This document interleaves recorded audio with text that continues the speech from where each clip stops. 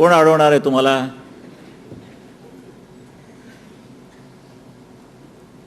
आणि मला कळलं नाही की असं ह्याला धाडस कसं केलं बोलण्याचं, कारण आज पण असा कधी बोलला नाही. मग आज कसं याला धाडस झालं तिकड्यांचा व्यापार होतो म्हणून बोलण्याचं? आणि शेवटी शरद पवार यांनी बेंड फोडलं. 3-4 महिन्यापासून नारायणराव आमच्याकडे येत आहेत आणि जात आहेत. म्हटलं हा कशा करता हेलपाटे मारतोय? हां, का मारतोय? आमची काही बोलणी झाली. आणि 6 महिने माझ्याकडे प्रभावराव म्हणाल्या की नारायणराव आमच्याकडे यायचे आणि जायचे. म्हटलं कशा करता जायचं? बाई असं म्हणून जायचं?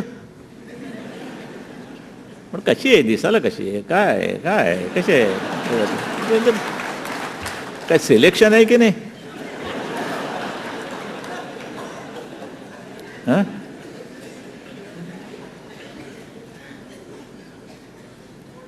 तेव्हा मला कळलं की साला तिथे खुंटा मजबूत करतोय तो. जमल्यास राष्ट्रवादीमध्ये, नाही जमल्यास काँग्रेसमध्ये. राष्ट्रवादीत काही जमू शकलं नाही. पहिली अट, मी जर तुम्ही माझा स्वीकार केला तर मला उपमुख्यमंत्रीपद आणि गृहमंत्रीपद जे आज आर पाटलांकडे आहेत ते मागतोय. कालचा गधडा लगेच गेल्यावरती त्याला तंगड्या झाडायला लागला. पवार म्हणाले म्हणे अटीतटी टाकून काही तुम्ही तुमचा स्वीकार केला जाणार नाही, अटीबिटी नाही. घ्यायचं तर सरळ या, मग कुठे तुमचा गणपती बाप्पा बसवायचं ते पाहू, पण सरळ या, अट नाही. नाही पटलं, कोण देणार एवढी फटकन मोठी जागा? हो, ते काँग्रेसवाले आहेत, अनेक वर्ष त्यांनी पण त्यांच्या तिथे घासलेली आहे. मग तुमचं चंदन कशाला पाहिजे तिकडे? का सांड दिसले म्हणून घासाय?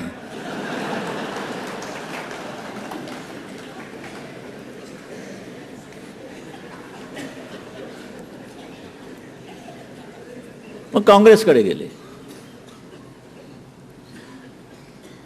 आणि तिथे कोकणाचा विचार झाला. आणि मग प्रभाराव, त्या अलबाबाई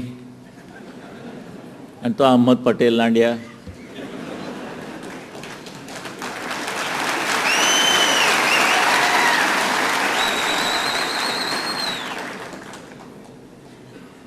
आणि नारोबाला मी वर्षापासून ओळखते, कित्येक वर्ष.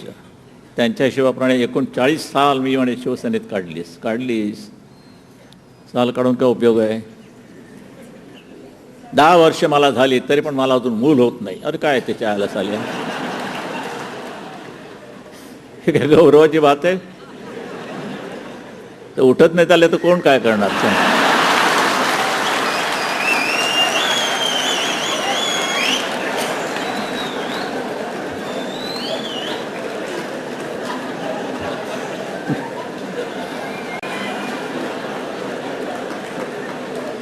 पुढचं चित्र रंगवता हा माझा दोष आहे. व्यंगचित्रकारनं काय करू, काढत नसलो तरी अजून सवय जात नाही जुनी. टेकवलं कोणाच्या तरी असतात. आणि त्यानंतर मग त्याने तिकडे ओपनिंग बॅट्समन म्हणून त्याला हे करण्याचं ठरलं. आणि त्या सुनेबाईंच्या कानामध्ये यांनी सांगितलं, मोठा माणूस आहे, जबरदस्त आहे, महाराष्ट्रामध्ये वजनदार आहे, हातात आला सगळं कोकण म्हणे आपल्या पायाशी ठेवेल. आता निर्णय तुम्ही घ्यायचा. इतक्या लाचार्याने गेलेल्या माणसाला काय त्याच्या चरणावर कोकण ठेवणार आहात, सिंधुदुर्ग ठेवणार आहात? शपथपूर्वक.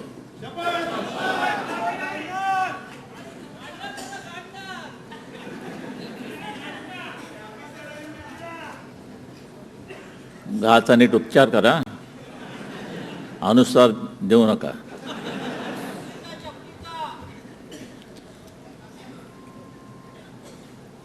आणि गेला आयत्या बेळी नारोबा वळवळी.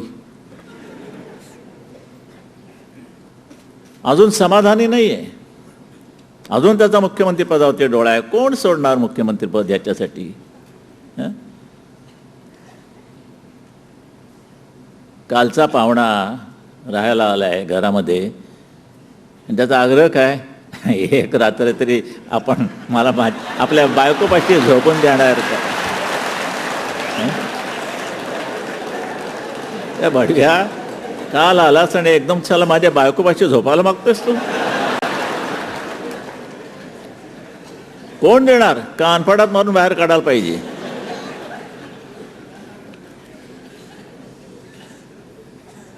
ठेवलंय सध्या, बरं आहे. आता महसूल मंत्री नाही, मागे तुम्ही ओरडा केलात वसूल मंत्री, वसूल. आज सकाळी सिंधुदुर्गमधले काही बांधव आले, मला माहीत नाही कानो काही येतं काय काय गोष्टी आमच्या मातोश्रीमध्ये सतत कोण ना कोण काहीतरी रीग लागलेली असते. हे वर्तमानपत्रामध्ये नाही येणार. मातोश्रीच्या इथे सन्नाटा. मग तुम्ही तरी येऊन गर्दी करायची म्हणजे सन्नाटा भासला नसता. एकदा कॅमेऱ्याच्या दुर्बिणी साफ करून घ्या, फोटोग्राफच्या दुर्बिणी साफ करून घ्या, म्हणजे मग सन्नाटा आहे का भन्नाटा आहे तुम्हाला कळेल. पण जाऊ द्या, काय मीडियाशी माझं वैर नाही आहे, ते दुश्मन नाही आहे.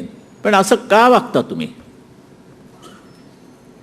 काही वर्तमानपत्र अशी फिरलेली आहेत की सतत शिवसेनेच्या विरोधातच आणि त्याच्या बाजूनी सतत गेली पाकिटं.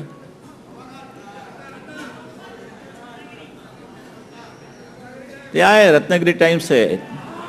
आज काहीतरी कोणी कबूल केलंय, त्याला प्रेस काढून जाण्याचं त्याने वचन दिलेलं आहे. प्रेस झालं गेलं आहे.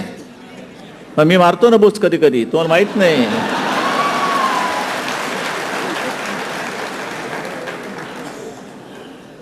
हे आमचे केबलवाले आहेत ना, हे केबलचं जाळं आहे आपलं मस्तपैकी. मी आणि परबला फोन करून सांगतो कुठे बसलाय. हा इकडे असेल का, कुठे आहे, आहेस ना रे बाबा.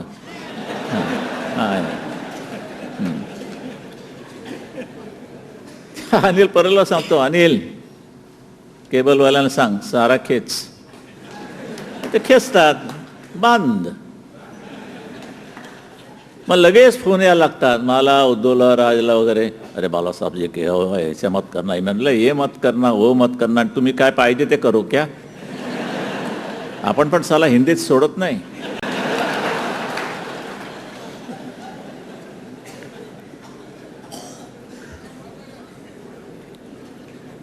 हे आपल्याकडे आहे, जेवढी शस्त्र आहेत आपल्याकडे भरपूर चांगली. बरं, आम्हाला गाडीतनं दगड, धोंडे आणि तलवारी न्यावे लागत नाहीत. एक आमच्या तोंडातली जीभ बस असते.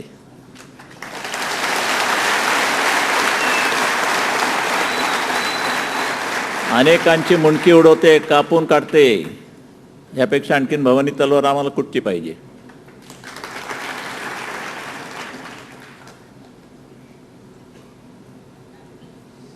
आणि मग पूर्वपदावरती येऊ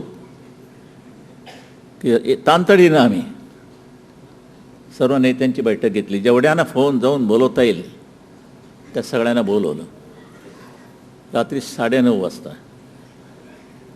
आणि म्हटलं असंच आहे. त्यावेळेला आम्ही निर्णय नाही घेतला, याला कोणालाही माहीत नव्हतं की असं बाळासाहेब बोलणार आहे आजच्या सभेत.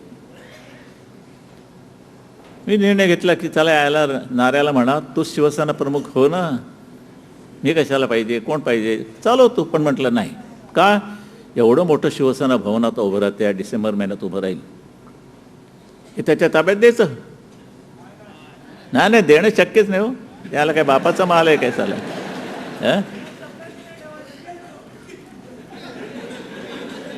काय म्हणाला.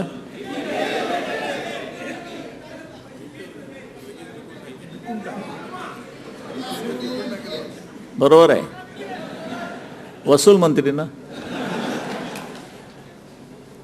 तर ज्या वेळेला मी मीटिंग तांतडीने बोलवली त्यावेळेला संध्याकाळी 7:30च्या सुमारास इथे कुठेतरी सुहास सावंत असतील आमचे, ते BSTचे. हां इथे आहे. हा पुरून उरलाय त्याला. बरं,